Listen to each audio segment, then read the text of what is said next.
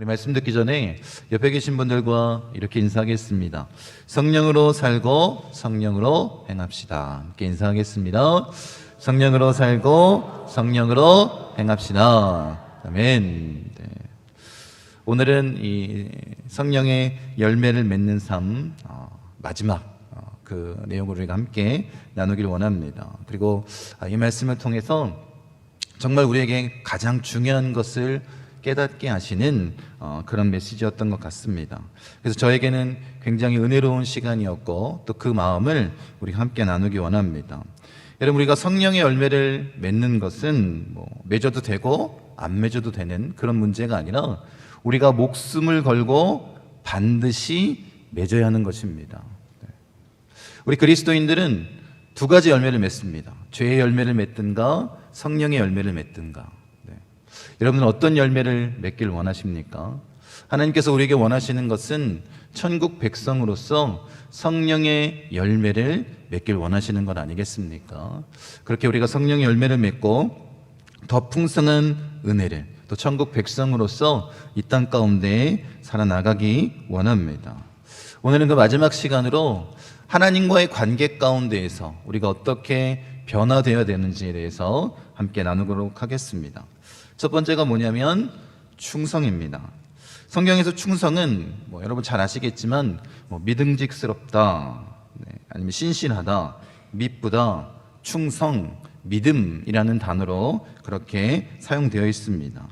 충성 역시 하나님의 성품입니다. 왜냐하면 분명하게 신명기 7장 9절에 하나님을 신실하신 하나님이라고 표현하고 있기 때문에 그렇습니다. 그리고 그 신실하심을 은유적으로 뭐라고 표현하고 있냐면 반석이라고 그렇게 표현하고 있습니다. 그러니까 우리가 주님 앞에 충성하는 이유는, 하나님께 충성하는 이유는 다른 것이 아닙니다. 먼저 하나님께서 그 신실하심을 우리에게 보여주셨는데 어떻게 보여주셨습니까? 우리가 아직 죄인 되었을 때에 예수 그리스도를 우리를 위해서 십자가에서 죽게 하신 것 아니겠습니까? 그리고 부활을 통해서 그 하나님께서 우리를 모든 죄를 사하시고 우리를 구원하시고 영원한 생명으로 이끌어 주셨기 때문에 그 하나님의 미쁘심, 그 신실하심을 우리가 온전히 따르고자 우리도 그 하나님 앞에 충성스러운 그런 모습으로 주님의 제자로 따라가야 되는 것 아니겠습니까? 그래서 바울은 디모데후서 4장 7절에 이렇게 고백합니다. 나는 선한 싸움을 싸우고 나의 달려갈 길을 마치고 믿음을 지켰으니 라고 얘기를 하고 있는데, 이 믿음이라는 단어가 이 충성이라는 단어와 동일한 단어입니다. 그래서 주님 앞에 끝까지 이 충성의 모습을 지켰다라는 거예요. 복음을 전하면서 얼마나 힘든 일이 있었겠습니까? 그런데도 불구하고 그 모든 것을 지켜 행했다라고 고백합니다. 그리고 사도행전은 분명히 뭐라고 얘기하냐면 나의 생명조차도 조금도 귀하게 여기지 않고 복음을 위해서 달려갔다라는 것입니다.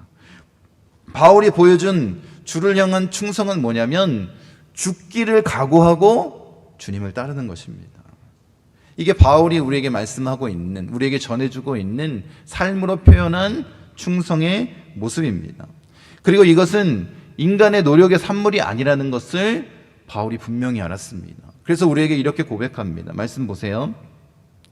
나를 능하게 하신 그리스도 예수 우리 주께 내가 감사함은 나를 충성되이 여겨 내게 직분을 맡기심이니 라고 말씀하고 있습니다.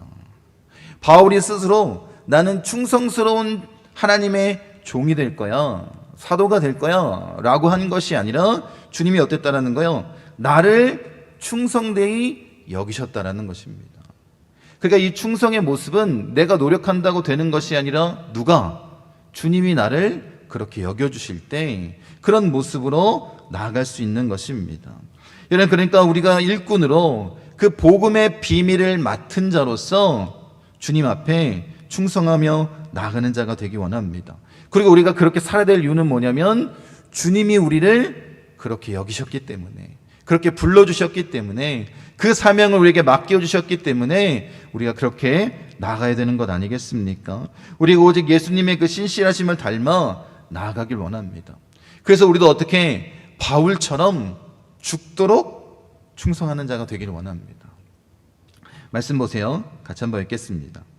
미쁘다 이 말이여 우리가 주와 함께 죽었으면 또한 함께 살 것이요. 미쁘다 이 말이여. 이 말씀이 너무나도 믿을만 하다라는 거예요. 그게 뭐예요? 주와 함께 죽으면 주와 함께 산다라는 것입니다. 그러니까 내가 죽기까지 주님 앞에 충성할 이유는 뭐냐면 주님이 나와 함께 나에게 영원한 생명을 허락하신다라는 것을 확신하고 있기 때문에 내가 그렇게 죽음조차 두려워하지 않고 죽기까지 충성스러운 모습으로 나아가겠습니다 라는 고백 아니겠습니까? 여러분, 그래서 하나님 앞에 죽음을 각오한 충성의 모습, 이것이 하나님께서 우리에게 원하시는 성령의 열매이고 하나님과의 관계 가운데 우리가 변화되어야 될 모습입니다.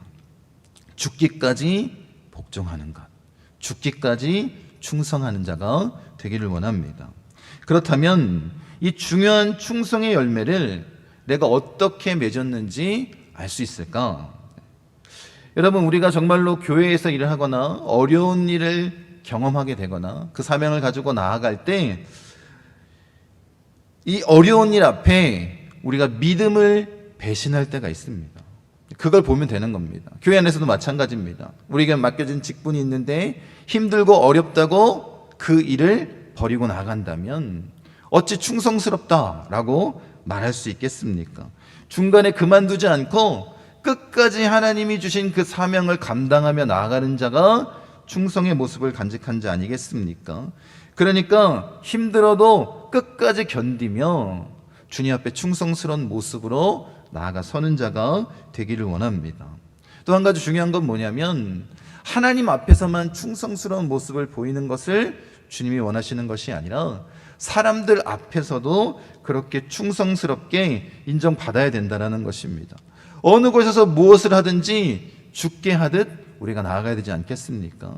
주님이 보시는 것처럼 우리가 일상의 모든 일들을 처리한다면, 우리의 삶의 현장에서도 우리가 충성스럽게 나아간다면 윗사람이 되었든 아랫사람이 되었든 누구한테든지 충성스럽다라는 그 인정을 받아야 된다는 것입니다. 그것이 뭐냐면 비밀을 맡은 자, 하나님 나라의 복음을 맡은 자로서의 모습이다라고 말씀하고 있는 것입니다. 근데 정말 안타까운 건 뭐냐면 우리가 이런 삶의 모습을 나타내지도 못하는데 하나님께 인정받지도 못하고 사람들에게 인정받지도 못하는데 그런 그리스도인들 때문에 교회를 향한 좋지 못한 인식들이 생겼다는 것입니다. 여러분들은 어떤 사람입니까? 하나님 앞에 충성스럽고 또 그 사람들 앞에서도 충성스러운 모습으로 사는 자입니까? 주님은 그것을 원하고 계십니다. 이 충성의 열매는 모든 환경 가운데에서 항상 믿을 만하다는 것을 보여주는 건 아니겠습니까? 어렵거나 즐겁거나 또 고통스러운 그 일들 가운데, 그 모든 환경 가운데 복음을 위해서 그렇게 충성스럽게 서 있기를 원합니다. 그래야 하나님과의 관계를 통해서 이 모든 것이 회복되어지는 것입니다.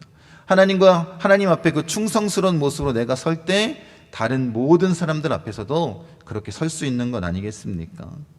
이야기로 듣는 복음이라는 책에 보면 진정한 충성이 어떤 것인지에 대해서 우리에게 이렇게 전해주고 있습니다. 미국의 어느 대학교에서 새로 부임한 사회학 교수가 학생들을 불러서 이런 조사를 시켰습니다. 지금 저 빈민가에 가서, 할렘 지역에 가서 그 학생들, 어린 아이들의 그 실태를 조사하는데 뭘 조사하냐면 미래에 대해서, 자신이 품고 있는 꿈에 대해서 조사해오라는 것입니다. 그런데 아니나 다를까 학생들이 조사했는데 뭐 예상과 다르지 않습니다. 자기의 부모들이 다 마약 중독에 빠져 있고 범죄를 저지르고 있고 그렇기 때문에 이 아이들이 꿈을 갖지 않습니다. 그리고 뭐라고 얘기하냐면 저도 커서 우리 아빠처럼 될 겁니다. 이렇게 얘기했다는 것입니다. 그렇게 조사 결과가 맞춰졌습니다. 그리고 이 교수님이 은퇴하고 이제 새로 교수님이 부임하게 됐는데 이제 수십 년이 지난 상황입니다. 이 과거의 자료들을 조사하다가 이 새로운 사회학 교수님이 그 학생들이 조사했던 그걸 보게 된 거예요. 그래서 궁금증이 생겼습니다. 그래서 자기 학생들을 모아놓고 이렇게 얘기했습니다. 여기에 적혀있는 이 학생들을 찾아가서 지금 이들의 삶이 어떻게 변했는지 또 어떤 삶을 살고 있는지 조사해와라. 이렇게 숙제를 냈습니다. 그 과제를 통해서 이제 학생들이 막 조사하기 시작했습니다. 그런데 생각했던 예상과는 전혀 다른 반응이 나온 거예요. 사회에 영향력을 주는 인물들이 너무나도 많은 것입니다. 좋은 가정을 이루고 또 그 가정에 정말로 충실한 부모의 역할을 감당하는 자들이 많이 있었다는 거예요. 너무 충격적인 겁니다.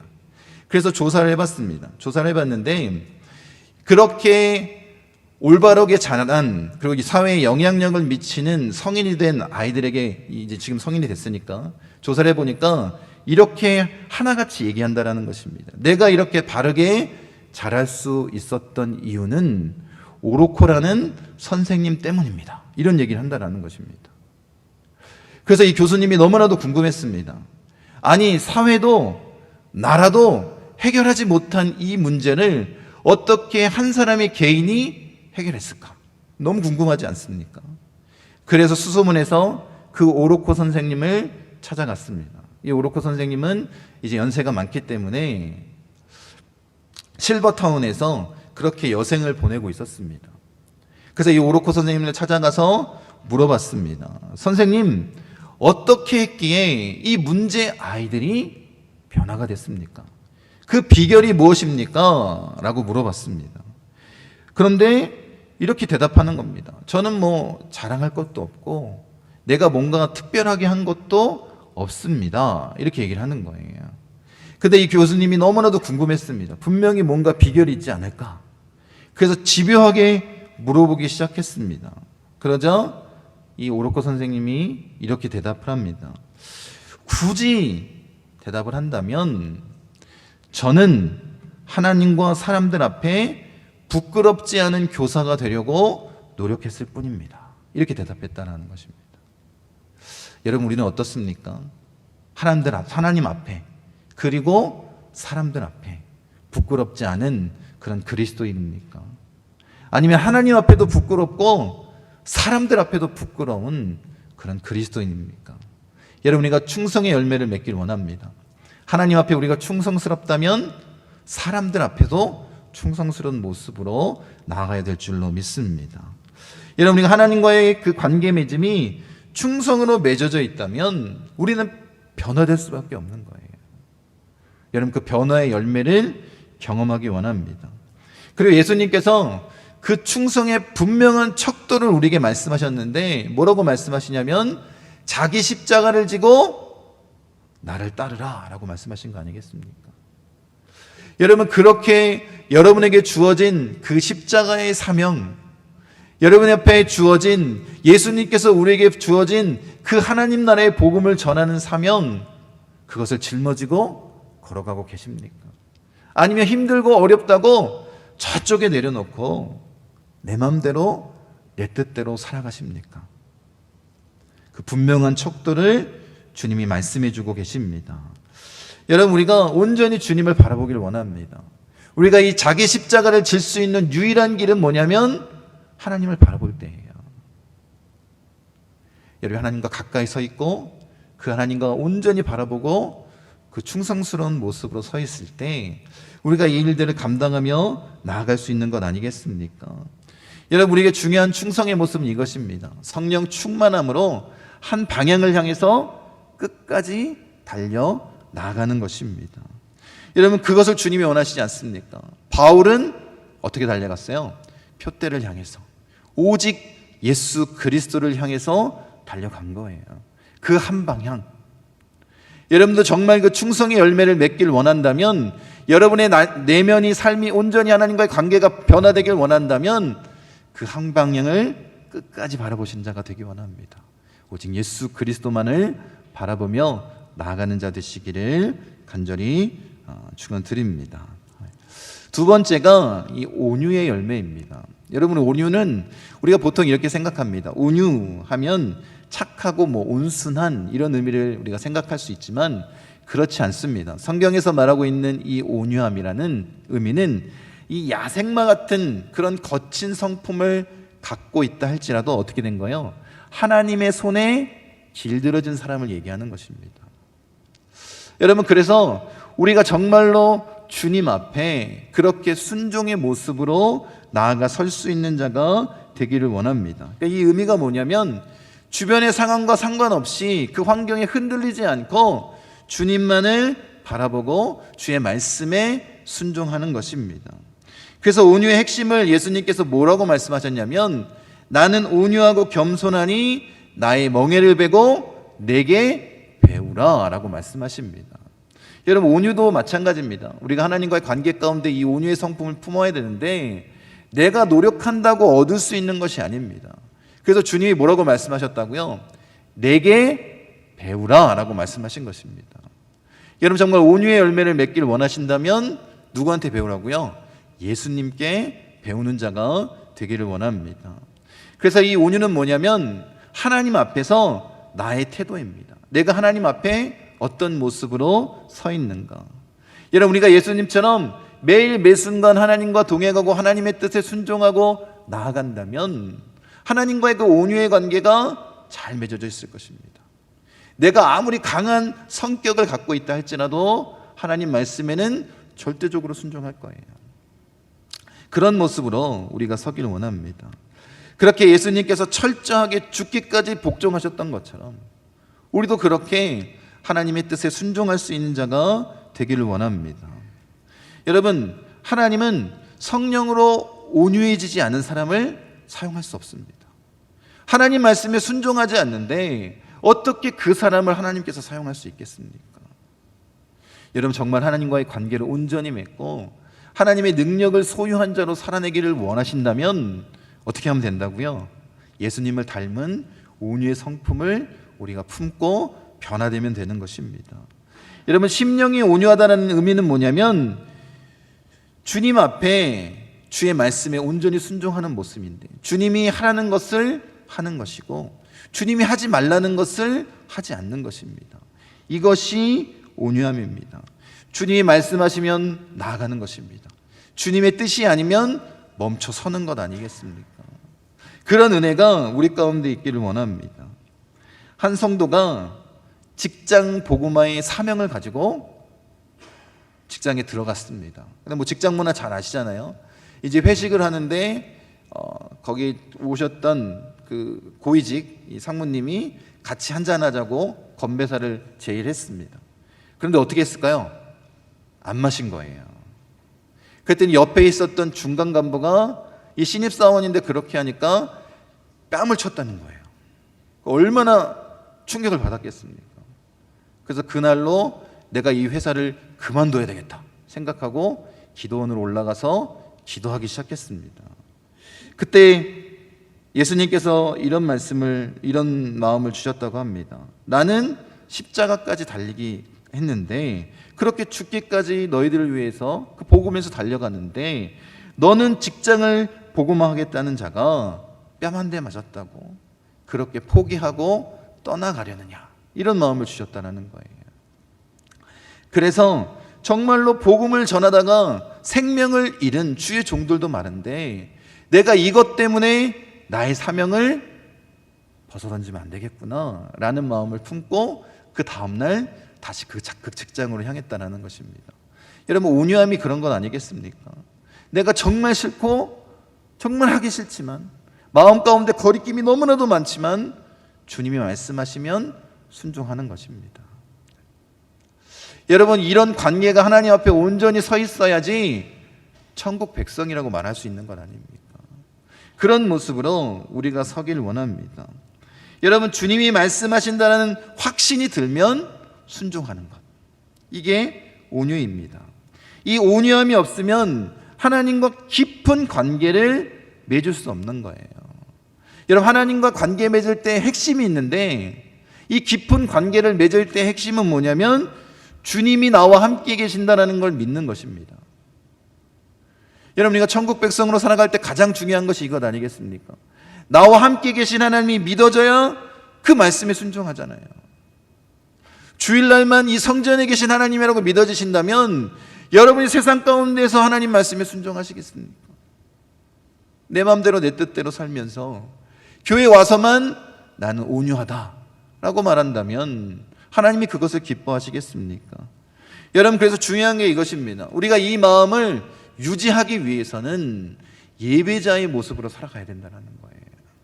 구약의 예배는 자기 희생입니다. 제물을 대신 바친 거 아니에요. 대신 피를 흘리게 한 것 아니겠습니까? 예배도 마찬가지입니다. 여러분, 예배에 나와서 내가 무언가를 얻기 위해서 여러분 예배 자리에 나왔다면 그건 잘못된 예배입니다. 예배의 자리는 나를 낮추고 나를 버리고 주님을 바라보는 시간인 거예요. 나의 연약함, 나의 모든 죄악을 다 주님 앞에 내려놓는 시간입니다. 그런데 나를 드러내기 위해서 예배 자리에 찾아 나왔다면 그 예배를 하나님께서 기뻐 받아주시겠습니까? 여러분, 우리가 이런 마음을 가지고 예배 자리에 섰을 때 주님이 우리에게 온유함을 허락하시고 나와 함께 계시고 능력을 더하여 주시는 것입니다. 모세처럼 그 마른 막대기 같았던 아무것도 아닌 그 모세를 주님이 사용하시지 않습니까? 그 죄악 많은 사람을 쳐 죽인 그 모세를 주님이 사용하시지 않습니까? 온유는 그런 거예요. 철저하게 나를 내려놓는 것입니다. 나는 아무것도 아닌 존재입니다. 나는 죄인입니다. 그때 하나님께서 우리를 사용하는 건 아니겠습니까? 그렇게 철저하게 하나님 중심으로 바뀌는 거예요. 나 중심이 아니라 하나님 중심의 삶으로 사는 것, 이것이 온유함입니다. 그리고 이 온유함에는 놀라운 축복이 있습니다. 시편 37편 11절에 그러나 온유한 자들은 땅을 차지하며 풍성한 화평으로 즐거워하리로다, 이렇게 말씀하십니다. 땅을 차지하는 것은 여러분 의미를 잘 아시니까 뭐라고 말씀하시냐면 풍성한 화평으로 즐거워하신대요. 온유한 자가 너에게 주시는 축복이 뭐냐면 그 온유함으로 하나님 앞에 섰을 때에 내가 나 중심의 삶을 살면서 어그러졌던 관계, 하나님과의 관계뿐만 아니라 이웃과 나 자신, 그 모든 관계가 틀어져 있는데 이제 내가 온유함으로 주의 말씀에 순종하고 나아갈 때 참된 화평을 누리게 하신다는 거예요. 그 모든 것이 회복되어지는 은혜, 그 참 축복을 누리는 것 아니겠습니까? 그런 온유함을 우리가 온전히 품는 자가 되길 원합니다. 그렇게 온유의 열매를 맺고 어떠한 환경 가운데서도 주님의 말씀에 순종하는 자가 되기를 원합니다. 세 번째 열매가 절제입니다. 바울은 이 성경이 말하는 절제의 의미를 고린도전서 9장에 이렇게 얘기합니다. 자신이 율법 없는 자와 같이 된 이유도 또 약한 자와 같이 된 이유도 다른 것이 아니라는 것입니다. 아무쪼록 이 사람들이 뭐 하길 원하는 거예요? 구원받기를 원하는 것입니다.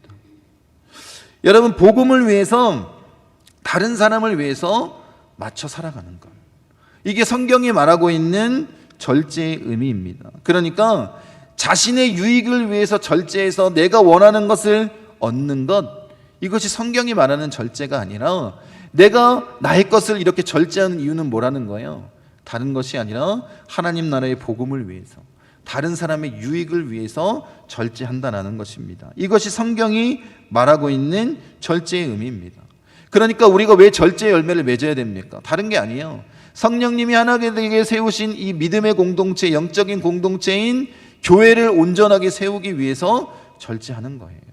복음을 위해서, 다른 사람들을 위해서 그렇게 절제하며 나아가는 건 아니겠습니까? 여러분, 그 사랑의 힘, 그 성령의 능력으로 나 자신을 다스리는 것입니다.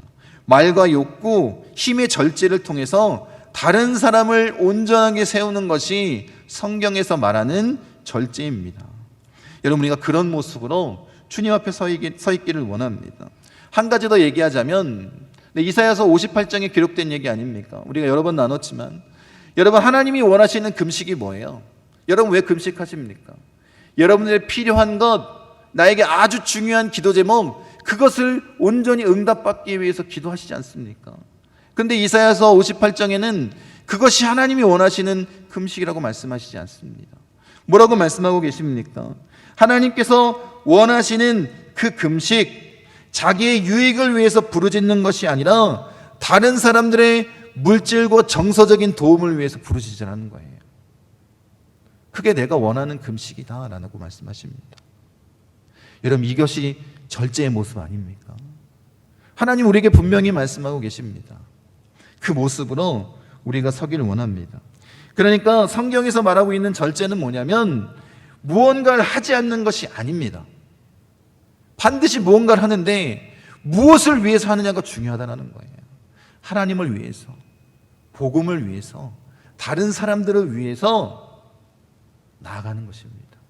나의 욕망과 나의 욕심과 나의 모든 개인적인 이 세상적인 것들을 다 내려놓고 하나님의 뜻을 위해서 달려가는 것이 성경이 말하는 절제라는 거예요. 여러분, 우리가 그런 절제의 열매를 맺기를 원합니다.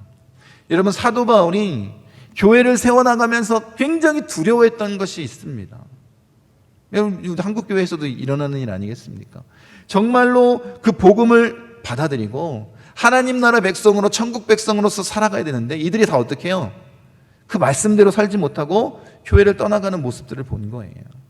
바울이 그 모습을 보면서 얼마나 마음이 아프고 힘들었겠습니까? 그래서 우리에게 이렇게 전해준다라는 거예요. 말씀 같이 한번 읽겠습니다.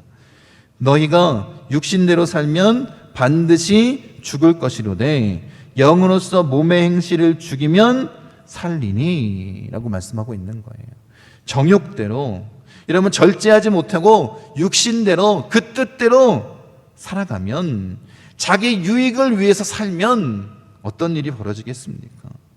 여러분, 영으로서 몸의 행실을 죽인다라는 것은 뭐냐면 성령의 인도하심 따라 절제한다라는 거예요. 육체의 소욕이 아니라 성령의 소욕대로, 그 정욕을 이 성령의 능력으로 묶는 것 아니겠습니까? 이게 절제라는 것입니다. 그래서 우리가 절제에 대해서 말할 때 중요한 것이 있습니다. 여러분, 세상 사람들도, 이 금메달 따는 사람들도 그렇지 않습니까? 자신이 얻고자 하는 것을 위해서 절제하면 성공합니다. 그런데 믿는 자들에게 중요한 것은 무엇이냐면, 그래, 우리가 이렇게 노력하자, 이게 아닙니다. 방향성이 중요하다는 거예요. 무엇을 위해서 절제하느냐, 이게 중요한 거 아니겠습니까? 여러분이 왜 절제의 열매를 맺습니까? 하나님을 위해서, 복음을 위해서, 다른 사람을 위해서. 이 방향성이 중요하다는 거예요. 이 절제의 열매를 맺을 때 우리가 천국 백성으로서 나아갈 수 있는 것 아니겠습니까? 그렇게 하나님 말씀에 순종하는 자가 되길 원합니다. 여러분, 성숙한 내가 되기 위해서 절제하는 것이 아니라 성령님이 나를 사용하도록 절제하는 거예요. 하나님의 뜻대로 나아가도록 절제하는 것입니다. 그래서 하나님이 원하시는 곳에 내가 서 있을 수 있도록, 그것이 절제 아니겠습니까? 그것이 하나님과의 관계가 회복되는 모습인 것입니다. 그렇게 주의 몸된 교회를 세워나가는 것 아닙니까? 천국 같은 교회를 경험하는 것입니다. 그것이 주님께서 원하시는 모습입니다. 그렇게 우리가 천국 백성으로서 우리의 내면의 변화, 정말로 우리의 성품이 바뀌길 원합니다. 또한 다른 사람과의 관계까지도 변화되길 원합니다. 그리고 하나님과의 관계도 변화되길 원합니다. 그렇게 우리가 성령의 9가지의 열매에 대해서 함께 나눴습니다. 여러분, 이 성령의 9가지 열매를 맺어야 되는 가장 궁극적인 목적이 뭐라는 거예요? 천국 백성이 되기 위한 거예요. 그리스도인이라면 반드시 맺어야 되는 것입니다. 여러분들 다 소원하는 게 그거잖아요. 예수 왜 믿습니까? 천국 가기 위해서. 그럼 여러분이 해야 될 일이 뭐라는 거예요? 성령의 열매를 맺어야 된다는 거예요. 성령의 열매를 맺지 않는 자는 죄의 열매를 맺는 자입니다. 죄의 열매를 맺는 자는 하나님 나라를 유업으로 받지 못합니다. 꼭 기억하십시오. 우리가 반드시 맺어야 할 열매는 성령의 열매입니다. 여러분, 그래서 이 열매를 나누고 나서 바울이 우리에게 전해주는 게 있습니다. 성령으로 사는 자라면 성령을 따라 행해야 된다는 거예요. 말씀 보세요. 같이 한번 읽겠습니다. 만일 우리가 성령으로 살면 또한 성령으로 행할지니 헛된 영광을 구하여 서로 노엽게 하거나 서로 투기하지 말지니라. 이렇게 말씀을 마무리하고 있다는 거예요. 어떻게 살라라는 거예요? 성령으로 살고 성령으로 행하라는 거예요. 성령의 열매를 맺고 천국 백성이 되라는 것입니다. 그러면서 우리에게 마지막으로 권면한 게 이것입니다. 헛된 영광을 구하여. 이러면 이 헛된 영광은 뭐냐면 세상이 구하는 것, 세상이 원하는 것, 육체의 욕심을 가지고 살아가는 것입니다. 바울은 그걸 뭐라고 표현했다고요? 죄의 열매를 맺는 것인 거예요. 이 헛된 영광을 구하지 말라라는 것입니다. 여러분, 이거가 똑같아요. 꼭 기억하십시오. 여러분, 성령의 열매를 온전히 맺었습니다. 여러분이 성령의 열매를 너무나도 하나님 앞에 온전하게 맺었습니다. 그럼 여러분 주를 위해서 여러분의 생명을 버릴 수 있습니까? 여기 다 아멘하실 거 아니에요. 반대도 그렇습니다. 내가 죄의 열매를 맺고 있습니다. 그러면 그 죄를 위해서 그 사람은 자신의 목숨도 버릴 수 있다는 거예요. 이게 얼마나 심각하고 무서운지 여러분 꼭 기억하십시오. 그래서 뭐라고 얘기하냐면 그 헛된 영광을 구하지 말라고 다시 한번 얘기하는 거예요. 그렇게 하나님 나라 천국을 경험해야 되는데 왜 서로 노엽게 하고 서로 투기하며 하나님 나라를 허무느냐라고 말하고 있는 거예요. 이게 바울이 지금 우리에게 전하고 있는 것입니다. 여러분, 죄의 열매를 맺겠습니까? 성령의 열매를 맺으시겠습니까? 우리가 온전히 하나님 나라 그 영광을 위해서 달려가길 원합니다. 그래서 바울이 우리에게 전하는 것, 마지막으로 계획을 나누길 원하는데, 그럼 어떻게 하면 우리가 성령의 열매를 맺을 수 있을까? 이렇게 전해주고 있습니다. 24절 같이 한번 읽겠습니다. 그리스도 예수의 사람들은 육체와 함께 그 정욕과 탐심을 십자가에 못 박았느니라. 여러분, 이 말씀을 마음의 신비에 새기십시오. 뭐라고 얘기한다고요? 그 십자가에 육체와 함께 그 정욕과 탐심을 못 박았다라는 거예요. 여러분, 이 결단이 우리에게 없으면 성령의 열매는 맺지 못합니다. 아직도 여러분들이 세상의 정욕에 빠져 있다면, 그것이 여러분의 삶의 우선순위가 된다면 어떻게 성령의 열매를 맺을 수 있겠습니까? 예수님을 따르고 천국을 온전히 소유한 자라면 여러분, 나 중심의 삶에서 하나님 중심으로 바꾸길 원합니다. 죄의 열매가 아니라 성령의 열매를 맺으십시오. 그것이 천국 백성의 삶이다 라고 우리에게 전해주고 있습니다. 유일한 길, 예수님의 십자가를 따라 걷는 것 아니겠습니까? 그 십자가에서 주님과 함께 죽고 주님과 함께 사는 삶, 이 삶으로 여러분들이 성령의 열매를 맺길 원합니다. 그렇게 여러분의 삶에 하나님의 나라가 풍성하게 임하기를 간절히 축원드립니다.